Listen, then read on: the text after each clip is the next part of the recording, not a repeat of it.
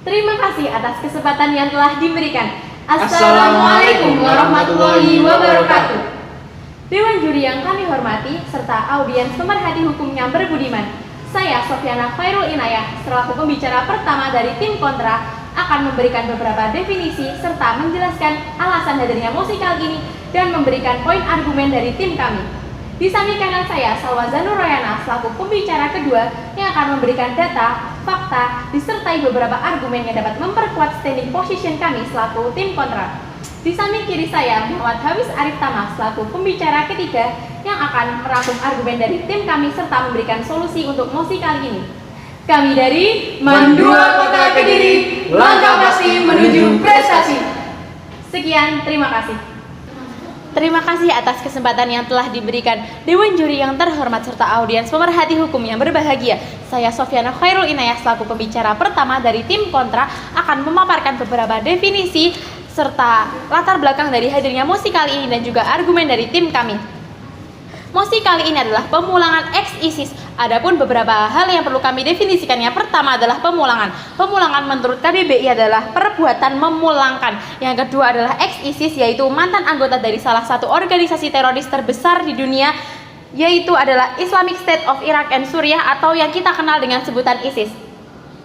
Adapun parameter dari ex-ISIS yang kami maksud adalah mantan anggota ISIS yang dulunya berasal dari negara Indonesia.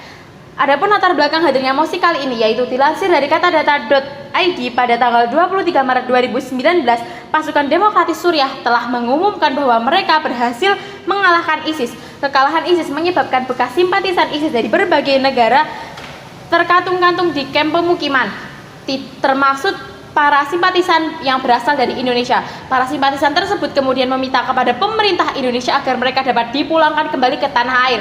Tentu kami selaku tim kontra tidak menyetujui adanya hal ini. Masuk ke poin argumentasi dari tim kami. Yang pertama adalah kami tidak mau mengambil resiko karena kami lebih mementingkan keselamatan dari 267 juta masyarakat di Indonesia. Terlebih lagi, ISIS telah melakukan beberapa terornya di Indonesia. Sebagai contohnya adalah teror bom Tamrin yang melukai 31 orang dan 7 diantaranya tewas. Yang kedua adalah WNI ex-ISIS telah kehilangan kewarganegaraan. Hal ini sesuai dengan yang tertera dalam Undang-Undang Nomor 12 Tahun 2006 yang menyatakan bahwa telah dijelaskan seseorang akan kehilangan kewarganegaraan jika masuk dinas tentara asing tanpa izin terlebih dahulu dari Presiden, serta secara sukarela mengangkat sumpah atau menyatakan janji setia kepada negara asing dan bagian negara asing.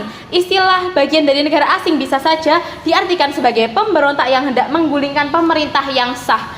Seperti yang selama ini dilakukan ISIS, kita ketahui bahwa ISIS telah memberontak kepada pemerintahan dari Suriah dan Irak. Mereka ini kalah perang.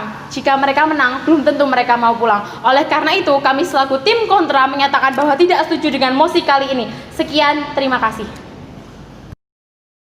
Salah satu cita-cita tertinggi negara adalah melindungi segenap bangsa Indonesia dan seluruh tumpah darah Indonesia, seperti yang termaktub dalam pembukaan Undang-Undang Dasar Negara Republik Indonesia tahun 1945.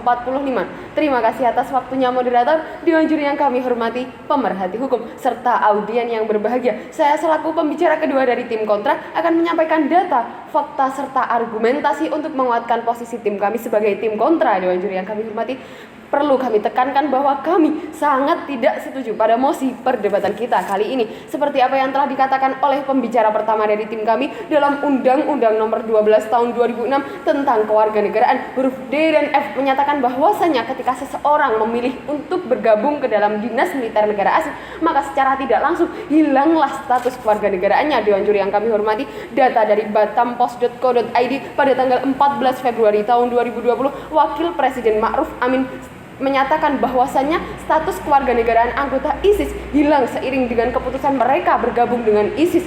Dewan Juri yang kami hormati, perlu kita ketahui bersama ketika mereka siap untuk bergabung dengan ISIS, secara tidak langsung mereka menyatakan bahwa mereka siap melepas status kewarganegaraannya sebagai warga negara Indonesia.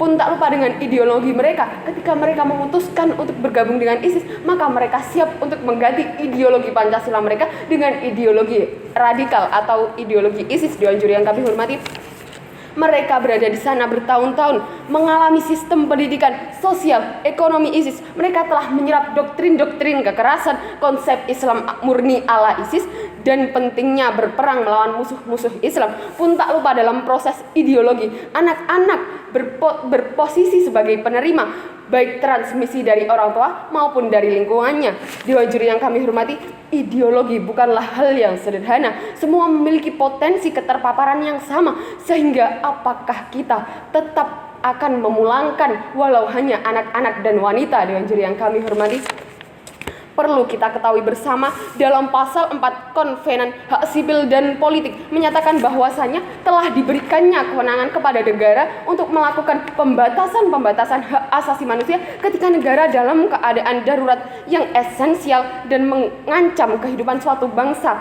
Data dari warta.ekonomi.co.id pada tanggal 12 Februari tahun 2020, pengamat hukum internasional Hikmahanto Juwana mengatakan Indonesia tidak melanggar hak asasi manusia ketika mereka memilih untuk tidak memulangkan anggota ex-ISIS ke Indonesia. Dewan juri yang kami hormati, hasil survei yang dilakukan oleh Wahid Foundation mengenai potensi radikalisme dan intoleransi di kalangan masyarakat muslim di Indonesia yang sejumlah 150 juta masyarakat, di antara 11,5 juta berpotensi bertindak radikal. Pun 600.000 orang pernah terlibat dalam aksi radikalisme dan intoleransi, sehingga ketika kita memilih untuk memulangkan anggota ex-ISIS ke Indonesia, apakah itu artinya kita memberikan peluang kepada mereka untuk menyebarkan radikalisme sehingga munculnya benih-benih teroris baru? Dewan juri yang kami hormati, kita perlu mengaca dengan negara lain bahwasanya ada 19 negara yang memilih untuk tidak memulangkan. Data ini kami peroleh dari Narasi TV pada tanggal 13 Februari tahun 2020.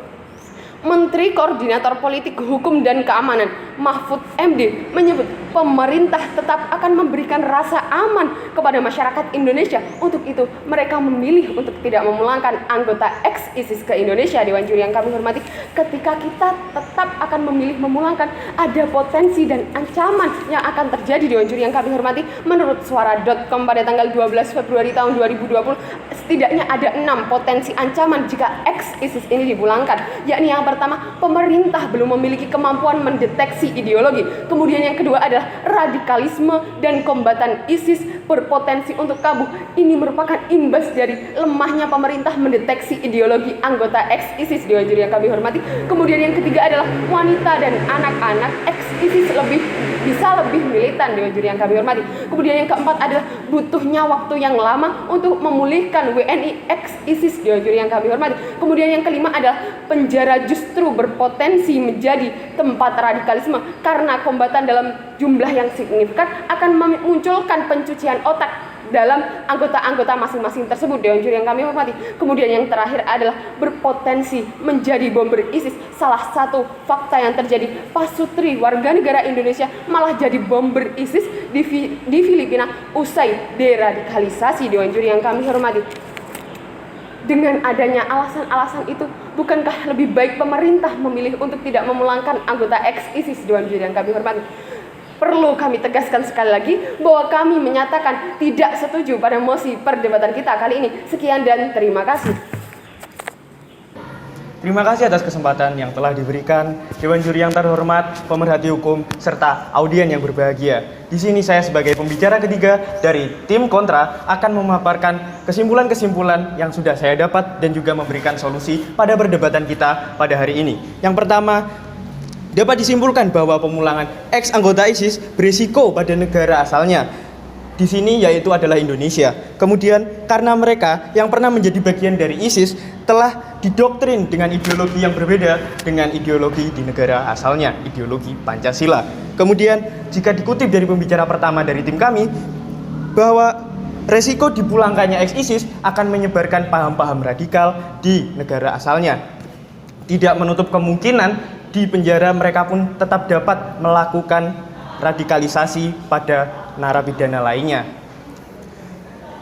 Ini artinya adalah bahwa negara tidak bisa menjamin sepenuhnya tingkat ideologi seseorang. Kemudian lebih rinci sesuai dengan apa yang telah disampaikan pembicara pertama dan pembicara kedua dari tim kami, saya tegaskan bahwa negara telah mengatur tentang hilangnya status kewarganegaraan dalam pasal 23 nomor 12 tahun 2006, di mana salah satunya adalah karena memasuki dinas militer asing tanpa izin presiden. Kemudian negara seharusnya dapat mencegah aksi-aksi tersebut dengan cara meningkatkan keamanan negara. Masuk pada solusi-solusi perdebatan pada kali ini. Yang pertama, perlu kita ketahui bahwa sumber dana terbesar yang diperoleh ISIS adalah pertama, penjualan minyak ilegal, dan yang kedua, penjarahan, ketiga, pemerasan, dan keempat, penculikan untuk uang tebusan. Maka yang perlu ditekankan pada solusi tersebut, pada permasalahan tersebut adalah dengan melakukan solusi, yaitu meningkatkan keamanan,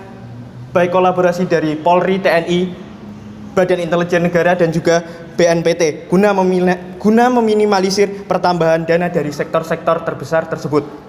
Yang kedua adalah sesuai dari teori ancaman, maka untuk menggagalkan atau meminimalisir ancaman, maka harus menghilangkan yang pertama, intention atau niat, yang kedua, kapabilitas atau kemampuan, dan yang ketiga, pemicunya.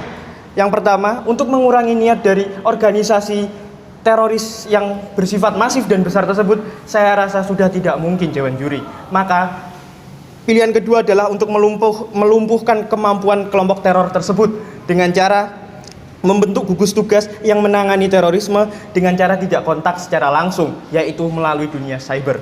Selanjutnya dapat dilakukan karena kami sebagai tim kontra, maka keputusan untuk mencabut status kewarganegaraan WNI dan keluarga besarnya yang terlibat dalam kasus teror tersebut sangat dimungkinkan dan harus dilakukan.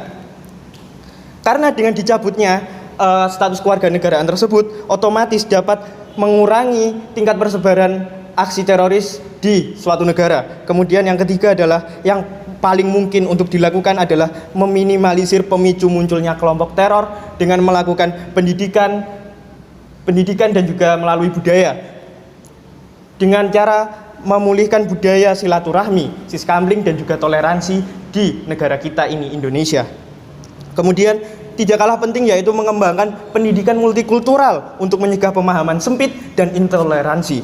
Kemudian serta berguru pada orang yang memiliki latar belakang dan rekam jejak yang jelas, tidak pada sembarang orang, terutama jika menyangkut tentang agama. Kemudian yang tidak kalah penting lagi, pemerintah dengan kebijakan-kebijakan politik ataupun ekonomi yang dikeluarkan jangan sampai merugikan kelompok tertentu, terutama kelompok yang rentan akan radikalisme. Dan yang terakhir, negara atau pemerintah harus hadir di tengah-tengah masyarakat guna memberikan keteladanan dan menumbuhkan kepercayaan. Saya tekankan sekali lagi bahwa kami tidak setuju dengan adanya mosi ex anggota ISIS dikembalikan ke Indonesia. Sekian, terima kasih. Nila setitik merusak susu sebelanga. Seperti itulah perumpamaan ketika kita memilih untuk memulangkan ex-ISIS ke Indonesia. Terima kasih atas waktunya moderator, Dewan Juri yang kami hormati, pemerhati hukum, serta audien yang berbahagia. Berdirinya saya kembali untuk menyampaikan closing statement pada mosi perdebatan kali ini melalui sudut pandang kontra. Dewan Juri yang kami hormati, nantinya ada 3 pokok argumen yang telah disampaikan oleh pembicara pertama, kedua, dan ketiga dari tim kami. Yakni yang pertama, bahwasannya pemerintah hendaknya menghindari segala jenis atau segala bentuk tindak pidana terorisme yang merupakan kejahatan yang serius yang nantinya akan membahayakan ideologi negara, keamanan negara, kedaulatan negara, nilai kemanusiaan, dan berbagai aspek kehidupan bermasyarakat, agar nantinya dapat tercapai cita-cita tertinggi negara Indonesia seperti yang termaktub dalam pembukaan negara Republik Indonesia tahun 1945. Kemudian argumentasi yang kedua adalah masih hangat dalam telinga kita bahwasannya pembicara pertama, kedua, dan ketiga dari tim kami menyampaikan dalam Undang-Undang Nomor 12 Tahun 2006 tentang kewarganegaraan huruf D dan F menyatakan bahwasannya ketika seseorang telah memilih untuk bergabung ke dalam dinas militer negara asing, maka secara tidak langsung hilanglah status kewarganegaraan mereka sebagai warga negara Indonesia. Dewan Juri yang kami hormati. Kemudian masuk ke argumentasi yang ketiga adalah ISIS didoktrin dengan ideologi yang berbeda, sehingga nantinya ketika mereka kembali ke Indonesia, mereka akan menyebarkan paham-paham radikalisme. Oleh karena itu, dengan adanya 3 pokok argumen ini, kami sebagai tim kontra menyatakan dengan tegas, lugas, dan mantap bahwa kami sangat tidak setuju pada mosi perdebatan kita kali ini. Sekian dan terima kasih. Wassalamualaikum warahmatullahi wabarakatuh.